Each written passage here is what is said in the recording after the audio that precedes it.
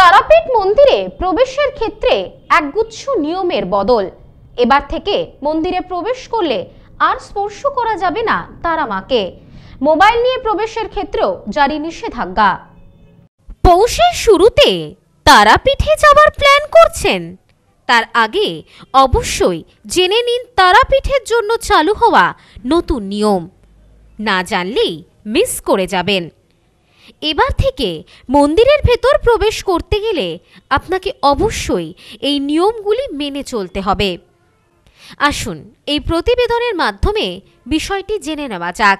সারা বছর তো বটেই, সেই সাথে পৌষ মাসে তারাপীঠের তারা মায়ের মন্দিরে উপচে পড়া ভিড় থাকে ভক্তদের।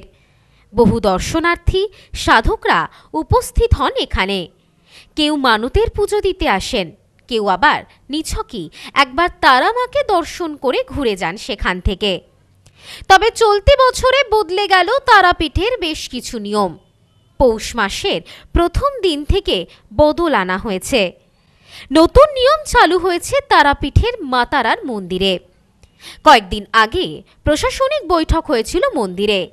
সেই বৈঠকে উপস্থিত ছিলেন তারাপীঠ মন্দির কমিটির সভাপতি, সহসভাপতি ও সেবায়িতরা। যেখানে জেলাশাসক মন্দির নিয়ে বিশেষ কিছু গুরুত্বপূর্ণ সিদ্ধান্ত নিয়েছিলেন।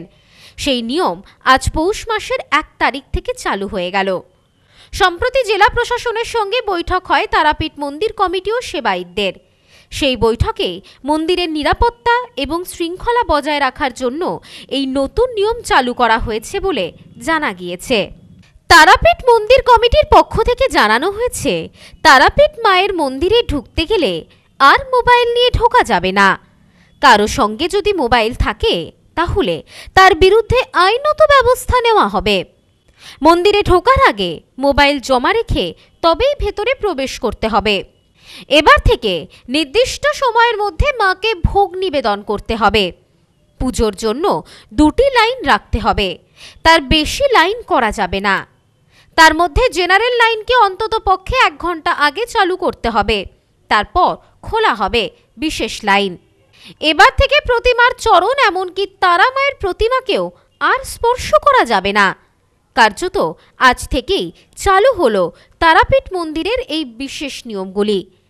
এদিন সকালে মন্দির চত্বরে বিশাল বোর্ড দেখা গিয়েছে, আর তাতেই লেখা রয়েছে এই নিয়মাবলী।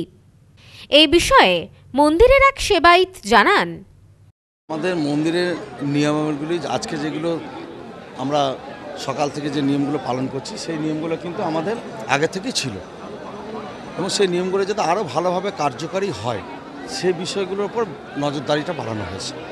যেমন সঠিক সময় মন্দির খোলা, মায়ের ভোগ বিতরণ করা, আরতির সময়, যে সময়গুলো আমাদের নির্দেশিকায় ছিল সেগুলো যাতে যথাযথ পালন হয় তার জন্য আজ থেকে বিশেষ নজরদারি শুরু হয়েছে, এবং সেটা প্রশাসনের সাথে সহযোগিতা নিয়ে আমাদের এটা করা হচ্ছে। নিয়ম বলতে যেমন মন্দিরে সকালবেলা মায়ের স্নান থেকে শুরু করে ভক্তদের জন্য গর্ভগৃহর দ্বার খুলে দেওয়া, ভোগের সময় বন্ধ করা, ভোগ বিতরণ থেকে শুরু করে মায়ের সন্ধ্যা আরতি, মায়ের সন, সবটাই কিন্তু নিয়ম মেনেই হবে।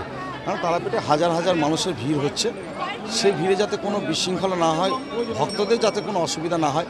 কারণ আমাদের বিরুদ্ধে একটা অভিযোগ ছিল যে মানুষ দীর্ঘক্ষণ ধরে দাঁড়িয়ে থাকে, তাই পুজো পদ্ধতিতে কিছু পরিবর্তন করা হয়েছে। মানে লোকে গর্ভগৃহে ঢুকে মায়ের চরণ স্পর্শ সবই করতে পারবে, আর পুজোর যে অন্যান্য সামগ্রী থাকবে সেগুলো সেবায়িতরা মায়ের চরণে নিবেদন করবে।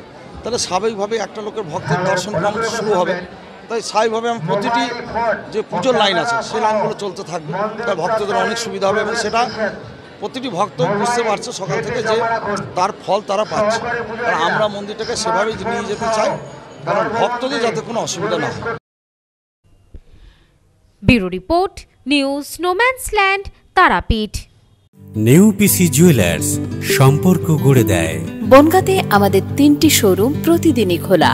নিউ পিসি জুয়েলার্স, বনগাঁ বাটার মোড়। New PC jewellers branch, Kumudini স্কুলের বিপরীতে। New PC jewellers beauty, Motiganj, Hatkhola.